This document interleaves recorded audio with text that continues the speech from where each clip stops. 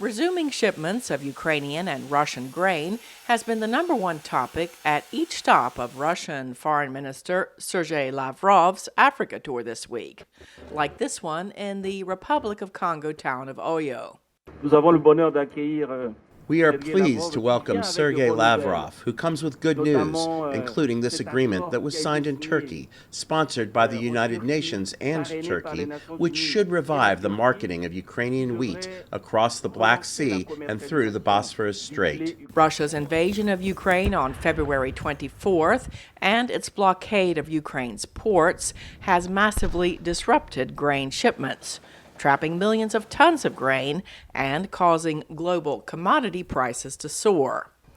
The United Nations says an additional 47 million people are now facing acute hunger, with countries in Africa especially hard hit.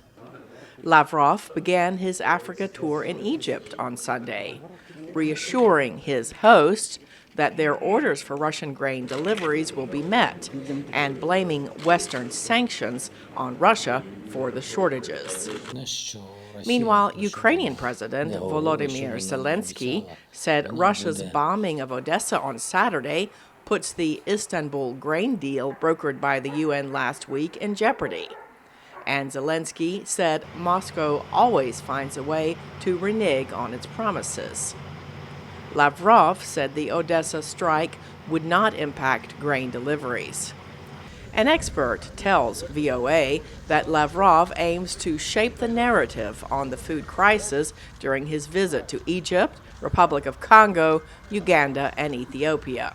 Russia's blockade of grain in Ukraine's ports and deliberate destruction of Ukrainian agricultural capabilities is at the center of this effort, as Russia is trying to falsely link Ukraine's grain export with sanctions against Russia, and to falsely frame Ukraine as a responsible party in the global food crisis. Another expert confirmed that Africa was struck especially hard by the disruption in grain supplies caused by the invasion. Certainly, the region is feeling the impact and the implications of food insecurity.